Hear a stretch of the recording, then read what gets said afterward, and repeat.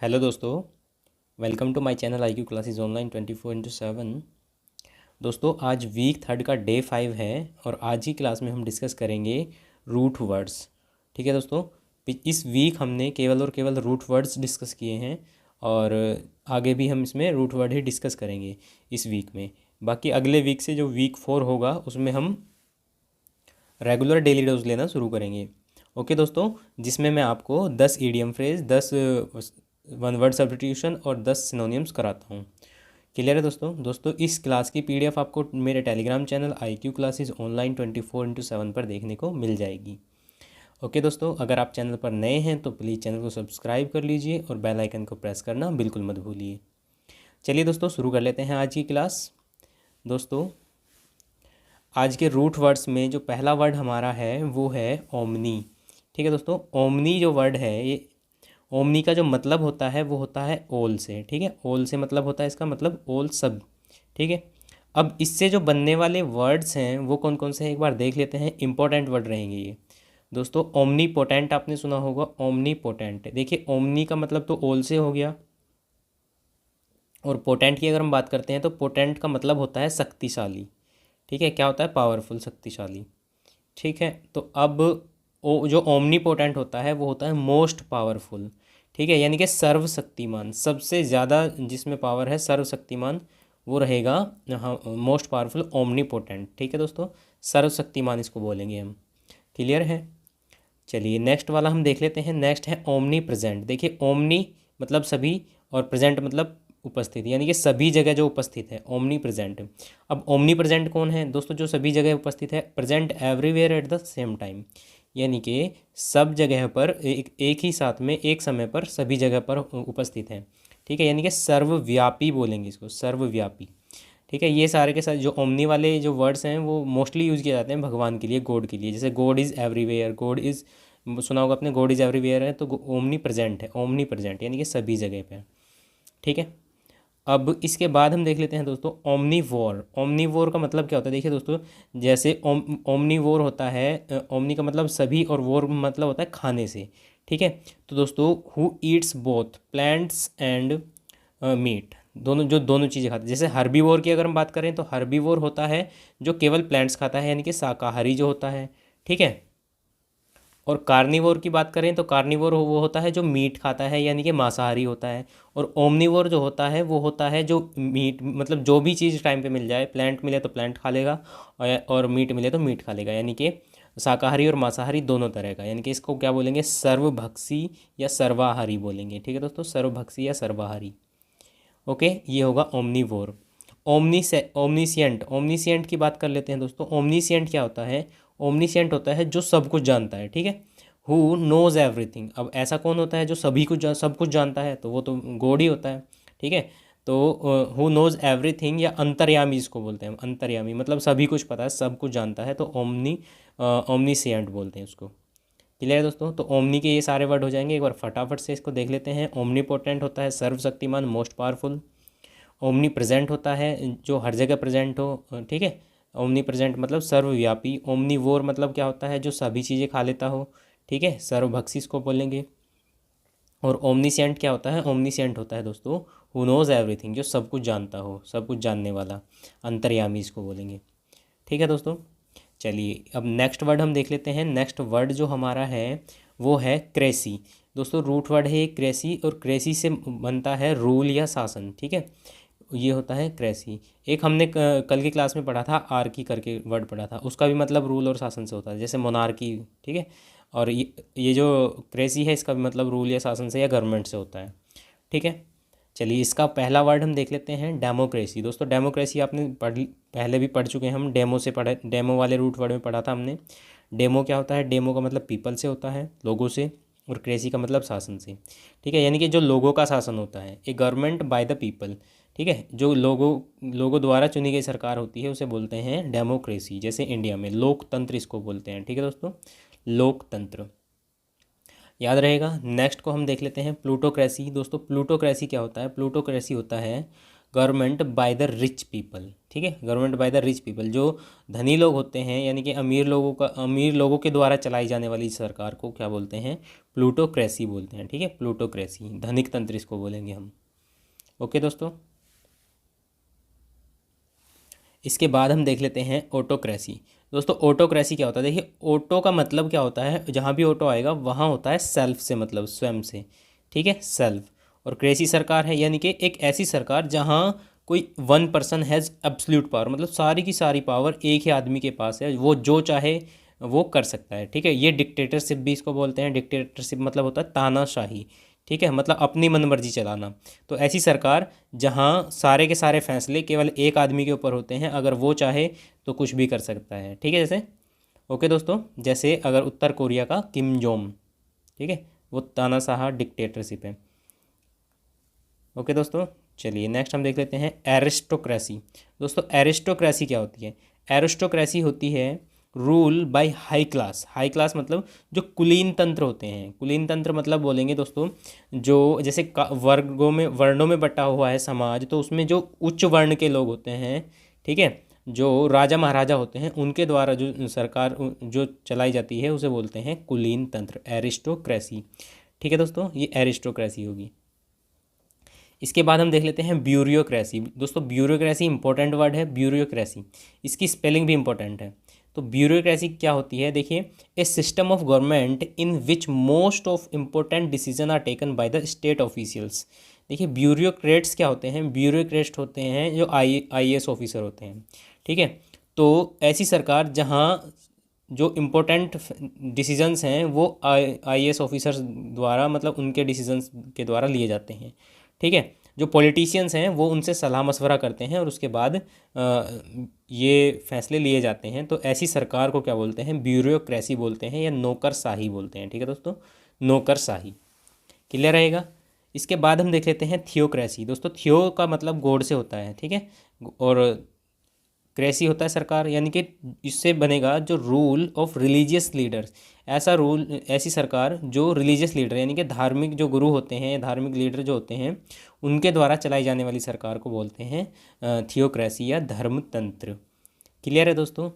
और इसके बाद हम देख लेते हैं ओलिगोक्रेसी। दोस्तों ओलिगोक्रेसी की बात कर लेते हैं। तो ओलिगोक्रेसी एक ऐसी सरकार है जहां पूरे के पूरे एक बड़े स्टेट या बड़े कंट्री पर एक छोटा सा ग्रुप, एक स्मॉल ग्रुप लेकिन पावरफुल ग्रुप शासन करता है। ठीक है, a small group of powerful peoples government. ठीक है, यानी कि अल्पतंत्र हम इसको बोलेंगे, यानी कि छोटे मतलब बहुत ही संख्या में बहुत कम लोग हैं, लेकिन वो पूरे के पूरी कंट्री को कंट्रोल कर रहे हैं और उस पर रूल कर रहे हैं। ठीक है, तो वो पावरफुल तो अपने आप ही होंगे। ओके दोस्तों, इसके बाद हम बात कर लेते हैं जीरेंटोक्रेसी। जो दोस्तों जीरस एक वर्ड हम रूट वर्ड में पढ़ चुके हैं। जीरस का मतलब होता है वृद्ध लोग से, ओल्ड पीपल से। और क्रेसी मतलब क्या हो गया? सरकार, यानी कि government by the old age people. जो गवर्नमेंट ओल्ड एज पीपल द्वारा चलाई जाती है उसे बोलते हैं क्या? जीरेंटोक्रेसी। ठीक है दोस्तों, तो ये हो गए हमारे सारे के सारे क्रेसी से संबंधित वर्ड्स। फटाफट से एक बार फिर से देख लेते हैं दोस्तों। डेमोक्रेसी लोकतंत्र होता है, government by the people. Plutocracy क्या होता है? Government by rich people. ठीक है, रिच पीपल के द्वारा जो गवर्नमेंट होती है वो प्लूटोक्रेसी होती है। ऑटोक्रेसी क्या होती है? एक ही पर्सन में, यानी कि एक ही पर्सन के पास एब्सोल्यूट पावर है सब कुछ करने की, इसे हम तानाशाही भी बोलते हैं। इसके बाद एरिस्टोक्रेसी की बात कर लेते हैं दोस्तों। एरिस्टोक्रेसी क्या होता है? कुलीन तंत्र। ठीक है, जो उच्च वर्ग के लोग होते हैं उनके द्वारा चलाए जाने वाला शासन। ब्यूरोक्रेसी की बात कर लेते हैं। तो ऐसी सरकार जहां जो पॉलिटिशियन हैं वो महत्वपूर्ण डिसीजन लेने से पहले किससे सलाह मशवरा करते हैं? जो ब्यूरोक्रेट्स होते हैं, जो नौकरशाह होते हैं या आईएएस ऑफिसर जो होते हैं, ऑफिशियल जो होते हैं, उनसे सलाह करते हैं, उनसे डिसीजंस के लिए पूछते हैं। तो ऐसी सरकार को क्या बोलते हैं? ब्यूरोक्रेसी बोलते हैं। ठीक है दोस्तों, और जो आईएएस ऑफिसर वगैरह होते हैं उन्हें क्या बोलते हैं? ब्यूरोक्रेट्स या नौकरशाह बोलते हैं उनको। ठीक है, थियोक्रेसी धार्मिक जो लीडर होते हैं उनके द्वारा जो चलाई जाने वाली सरकार होती है उसे बोलते हैं थियोक्रेसी। ओलिगोक्रेसी दोस्तों एक स्मॉल ग्रुप द्वारा चलाई जाने वाली सरकार होती है। और जीरेंटोक्रेसी क्या होती है? जीरेंटोक्रेसी होती है ओल्ड एज पीपल द्वारा चलाई जाने वाली सरकार। क्लियर है दोस्तों? चलिए अब नेक्स्ट वर्ड हम देख लेते हैं, फिडे। फिडे दोस्तों, फिडे आपने सुना होगा। फिडे एक इंपॉर्टेंट वर्ड है। फिडे का मतलब होता है फेथ से। ठीक है, फेथ यानी फेथफुल, जो वफादार होते हैं उससे होता है। ठीक है, तो फिडेलिटी, फिडेलिटी, देखिए दोस्तों पहला ही वर्ड है फिडेलिटी या लॉयल्टी। फिडेलिटी का मतलब होता है लॉयल्टी, बहुत इंपॉर्टेंट वर्ड है, या फेथफुलनेस, ठीक है, ईमानदारी हम इसको बोलेंगे, ईमानदारी, ठीक है। और अगर हम बात कर लेते हैं इनफिडेलिटी की, तो ये हो जाएगा इसका अपोजिट। इनफिडेलिटी क्या होगा, अनफेथफुल या बेईमान, ठीक है, या बेवफा, ठीक है, या नमक हरामी करना, ये सारी चीज़ें आ जाएंगी इनफिडेलिटी में, जो विश्वास करने लायक नहीं है। ओके दोस्तों। बोनाफाइड, देखिए ये फाइड इसमें इसमें भी आया है, बोनाफाइड। बोना का मतलब हमने, बोना जो है ये वर्ड हम पहले पढ़ चुके हैं। बोना का मतलब अच्छे सेंस में होता है। तो दोस्तों बोनाफाइड क्या होता है, रियल या ट्रू होता है, जो प्रमाणिक होता है, ठीक है, जो प्रमाणिक होता है उसे बोनाफाइड बोलते हैं। और मेलाफाइड इसका अपोजिट होगा, जो इलीगल है या डिसऑनेस्ट है, ठीक है, यानी कि जो बुरी नीयत से या बदनीयत से किया जाने वाला कोई भी काम है या जिसकी बुरी नीयत है उसे मेलाफाइड बोलेंगे। और जो बोनाफाइड है वो है रियल या ट्रू या अच्छी नीयत वाला, ठीक है दोस्तों। तो ये हो गए हमारे फीडे वाले। इसके बाद हम देख लेते हैं दोस्तों क्रेड। क्रेड क्या होता है, क्रेड होता है बिलीव। क्रेड का मतलब होता है क्या, बिलीव से, ठीक है। देखिए इसमें थोड़ा इसमें डिफरेंस है। फिडे का मतलब होता है फेथ, फेथ मतलब लॉयल्टी, और ये होता है विश्वास। क्रेड क्या होता है, विश्वास। तो पहला ही वर्ड इंपॉर्टेंट रहेगा क्रेडिटेबल दोस्तों, सॉरी क्रेडिबल। क्रेडिबल क्या होता है, क्रेडिबल होता है बिलीवेबल, जो विश्वास करने योग्य हो। क्रेडिबल जो विश्वास करने योग्य हो उसे बोलते हैं क्रेडिबल। इसका अपोजिट होगा दोस्तों इनक्रेडिबल। इनक्रेडिबल क्या होगा, जो जो विश्वास करने योग्य ना हो, नॉट टू बी बिलीव्ड, ठीक है, जो विश्वास करने योग्य नहीं हो। देखिए दोस्तों इसका क्रेडिबल, इनक्रेडिबल का एक मतलब और होता है अतुलनीय, ठीक है, अतुलनीय। आपने सुना होगा इनक्रेडिबल इंडिया, दोस्तों अतुल्य भारत। ओके, याद रहेगा। एक वर्ड आता है क्रेडुलस, दोस्तों क्रेडुलस भी इंपॉर्टेंट है। Who believes easily that has told him, यानी कि वो एक ऐसा आदमी होता है जिसे मतलब कुछ भी बताया जाता है वो उस पर विश्वास कर लेता है, चाहे उसे कुछ झूठ बताया जा रहा है चाहे सच बताया जा रहा है, लेकिन वो उस पर क्या कर लेता है, बहुत ही जल्दी विश्वास कर लेता है, ठीक है। इसके लिए हम गुलेबल वर्ड भी यूज़ कर सकते हैं। गुलेबल का मतलब होता है भोला भाला, ठीक है, मतलब जो उसे बताया गया वो उसने उस पर बहुत जल्दी से आसानी से विश्वास कर लिया। ये होता है क्रेड्यूलस, जिसे आसानी से मूर्ख भी बनाया जा सकता है। ओके दोस्तों, तो ये क्रेड के हो गए हमारे। इसके बाद हम देख लेते हैं यू।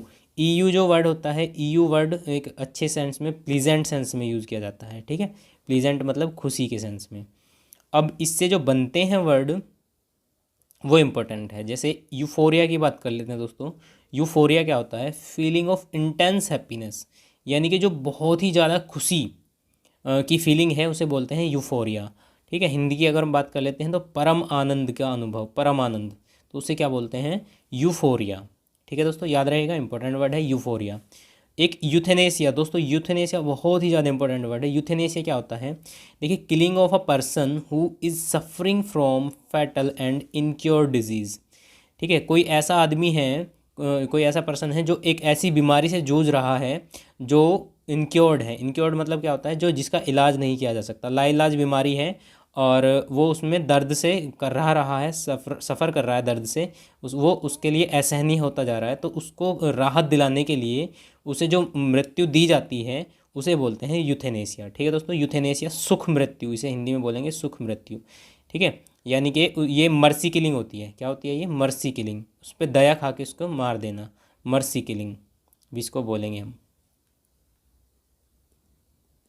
ओके दोस्तों, मर्सी किलिंग याद रहेगा। ये कुछ देशों में लीगल है, कुछ देशों में इलीगल है, तो ये अपने अपनी कंट्री के अलग अलग हिसाब होता है। लेकिन यूथेनेसिया का जो मतलब होता है वो यही होता है कि अगर कोई इंसान दर्द से जूझ रहा है काफ़ी लंबे समय से, और वो उसकी जो बीमारी है वो लाइलाज है, तो उसे मर्सी किलिंग दे दी जाती है। इंजेक्शन वगैरह कुछ ऐसा दे दिया जाता है इससे, जिससे उसकी मृत्यु हो जाती है और उसे इस कष्ट से छुटकारा मिल जाता है, ठीक है दोस्तों। इसके बाद हम देख लेते हैं यूलोजाइज। दोस्तों यूलोजाइज की बात कर लेते हैं। यूलोजाइज क्या होता है, यूलोजाइज प्रशंसा करना होता है, ठीक है। टू प्रेज, किसी की प्रशंसा करना यूलोजाइज होता है, ठीक है, टू प्रेज या प्रशंसा करना। ओके दोस्तों, इसके बाद जो नेक्स्ट वर्ड है हमारा वो सोमना है। सोमना या सोमनिया, इसका मतलब होता है स्लीप से या सोने से। इससे बनने वाला जो पहला वर्ड है वो देख लेते हैं दोस्तों। ये है सोमनीलोकिस्ट। दोस्तों सोमनीलोकिस्ट जो है, देखिए एक लोक वर्ड मैंने बताया था, लोक वर्ड होता है बोलने से संबंधित, और सोमना हो गया स्लीप से संबंधित, ठीक है दोस्तों। तो एक ऐसा आदमी जिसे नींद में बोलने की आदत होती है, नींद में बोलने की बीमारी होती है, उसे बोलते हैं सोमनीलोकिस्ट। ठीक है, बहुत ही इंपॉर्टेंट वर्ड है, कई बार पूछा गया है सोमनीलोकिस्ट, याद रहेगा। सोमनस स्लीप से रिलेटेड होता है और लोक होता है बोलने से रिलेटेड, तो नींद में बोलने वाला क्या होगा, सोमनीलोकिस्ट होगा। इसी की तरह एक है सोमनाम्बुलिस्ट। दोस्तों सोमनाम्बुलिस्ट क्या होता है, सोमनाम्बुलिस्ट ऐसा होता है जो नींद में, जिन्हें नींद में चलने की बीमारी होती है। आपने देखा होगा या सुना होगा, कुछ लोग क्या होते हैं, नींद में चलने की उनको बीमारी होती है, वो नींद में खड़े होकर चलने लगते हैं, तो उसे क्या बोलते हैं, सोमनाम्बुलिस्ट बोलते हैं उस आदमी को जिसे ये बीमारी होती है। क्लियर है दोस्तों। और इसके बाद हम बात कर लेते हैं इंसोम्निया। दोस्तों इंसोम्निया एक बीमारी है, और ये कौन सी बीमारी है, जिसमें नींद नहीं आती है। ठीक है दोस्तों, जो नींद ना आने की बीमारी है उसे क्या बोलते हैं, इंसोम्निया बोलते हैं। इंसोम्निया, इनएबिलिटी टू स्लीप, नींद न आने की बीमारी को क्या बोलते हैं दोस्तों, इंसोम्निया बोलते हैं। याद रहेगा, इंसोम्निया इंपॉर्टेंट वर्ड है। ओके दोस्तों, तो ये सोमनिया वाले हो गए हैं। सोमनीलोकिस्ट हो गया नींद में बोलने वाला, सोमनाम्बुलिस्ट हो गया नींद में चलने वाला, और इंसोम्निया हो गया नींद न आने की बीमारी। ओके दोस्तों, चलिए अब नेक्स्ट देख लेते हैं। नेक्स्ट जो वर्ड हमारा रूट वर्ड, ये है एसर या एसरी। इसका मतलब होता है बिटर या हार्श, मतलब एक कड़वा या भद्दा या तीखा। ठीक है दोस्तों, इसका ये मतलब होता है। देख लेते हैं इससे बनने वाले वर्ड्स, और ये लास्ट रूट वर्ड है आज के लिए हमारा दोस्तों, एक्रीमोनी। एस3 या एक्री बोल सकते हैं। एक्रीमोनी क्या होता है, ये होता है बिटर एंड एंग्री वर्ड्स और क्वारल्स। देखिए दोस्तों, आपने देखा होगा, कुछ लोग क्या होता है, जब झगड़ा वगड़ा होता है ना, तो वो बोलते हुए मतलब बोलते रहते हैं। वो उसको कुछ बोलता है, एक पक्ष दूसरे पक्ष को कुछ बोलता है, दूसरा पक्ष पहले पक्ष को कुछ बोलता है। ठीक है, और यही मतलब उनका बातों से ही झगड़ा चलता रहता है। तो वो जो बातें होती हैं वो कड़वी बातें, तीखी बातें होती हैं। तो वो जो बातें होती हैं उन्हें बोलते हैं एक्रीमोनी। ठीक है दोस्तों, याद रहेगा, एक्रीमोनी क्या होती हैं, ऐसी बातें जो जो झगड़ा झगड़ा करते हुए एक दूसरे से बातें की जाती हैं, जो तीखी बातें होती हैं, उन्हें बोलते हैं एक्रीमोनी। ओके, और ये लास्ट वर्ड है एक्रिड। दोस्तों एक्रिड क्या होता है, एक्रिड होता है वेरी अनप्लीजेंट और बिटर स्मेल और टेस्ट। ठीक है, यानी कि एक ऐसा टेस्ट या स्मेल जो मतलब बहुत ही तीखी है। ठीक है, एक तरह से तीखी है, जो असहनीय है। ठीक है, जो सहन नहीं की जा सकती है, बहुत ही बुरी है, तो उसे क्या बोलते हैं, उस स्मेल को क्या बोलते हैं, एक्रिड बोलते हैं, एक्रिड। ठीक है, ये जो यूजुअली है, जैसे बाथरूम होते हैं, जो पब्लिक टॉयलेट होते हैं, ठीक है, उनमें आती है। जैसे अमोनिया वाली, जो जो अमोनिया की तीखी वाली गंध होती है, ठीक है, उसे भी बोल सकते हैं एक्रिड।